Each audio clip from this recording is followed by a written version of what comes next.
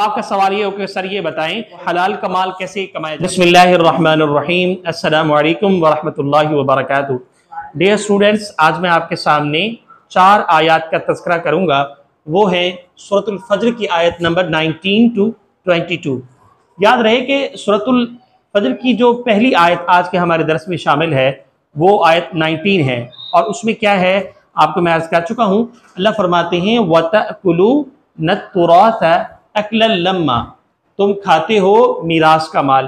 कहने का मकसद ये है कि इस्लाम ने हमें जो तरगीब दी है वो सिर्फ हलाल माल खाने की दी है। जो हराम का माल है ज़ाहिर है उसके नुकसान बहुत ज़्यादा हैं जो कि इस्लाम ने बयान किए हैं। किसी की जायदाद, मकान है, इसी तरीके से जो है गाड़ी है या कोई और सी चीज़ें, जैसे यतीम का माल है, खा रहे हैं बगैर परमिशन के नाजायज़ तरीके से, तो ये एक एतबार से ये क्या है, हराम का माल है। तो इसको इस्लाम ने क्या कहा, हराम। अब आपका सवाल ये हो कि सर ये बताएं हलाल का माल कैसे कमाया जा सकता है। ज़ाहिर है वो तो उसकी बहुत सारी अपॉर्चुनिटीज़ है, बिजनेस करें, ठीक है, हलाल का। और दूसरी बात ये है कि आप जॉब भी कर सकते हैं और दीगर भी बहुत सारे ज़राए हैं, लेकिन सूद से हम बचें। अब आप कहेंगे सर ये बताएं कि हमारे जो पूरा मुल्क है वो तो सूद में जकड़ा हुआ है। तो देखो प्यारे बच्चों, इंडिविजुअली मैं बात कर रहा हूँ, वो तो हमारा उस पर इख्तियार नहीं है ना। समझ में आगे बात ही नहीं आई। तो ये है वतअकुलून तुराथ अकलन लम्मा, क्लियर। इसके बाद आयत नंबर 20 है हमारे पास, वतुहिब्बूनल माला हुब्बन जम्मा, और तुम माल से बहुत ज्यादा मोहब्बत करते हो।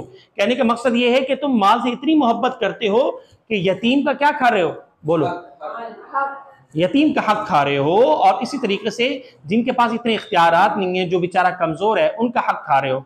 तो ये बिल्कुल जायज नहीं है।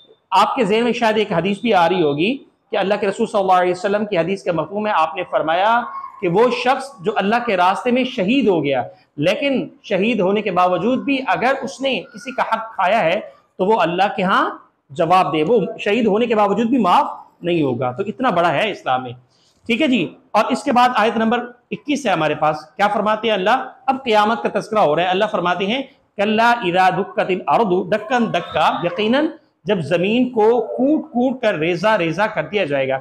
अब ये क़यामत का तज़किरा क्यों आ रहा है, ज़ाहिर एक तवज्जो दिलाई जा रही है। देखिए आप क़यामत के मनाज़र को भी अपने ज़हन में रखें, अल्लाह के यहाँ जवाब देना होगा, ये मनाज़र आएंगे, तो इस एतबार से अपने आमाल को सही कर लें। ये भी एक पहलू, और भी बहुत सारे पहलू हो सकते हैं, उनमें से एक पहलू ये भी है। अब मजीद आगे बढ़े तो आयत नंबर 22 है, जिसमें अल्लाह फरमाते हैं वजाअ रब्बुका वल मलकु सफ़्फ़न सफ़्फ़ा, तुम्हारा रब और फरिश्ते आएंगे कतार दर कतार, सफ दर सफ आएंगे। तो यकीनन आज हम अपनी आंखों से ना फरिश्तों को देख सकते हैं, ना ही अल्लाह करीम को देख सकते हैं, लेकिन जाहिर है वो इतना बड़ा तो दिन होगा जिसमें अल्लाह सुब्हानहू व तआला और उनके फरिश्ते आ रहे होंगे, और मुमकिन है कि अल्लाह सुब्हानहू व तआला हमें हिम्मत और ताकत दे उनको भी देख सकें। तो ये आज का हमारा दर्स था, आज की हमारी क्लास थी। इन 4 आयत पर हमने बात की।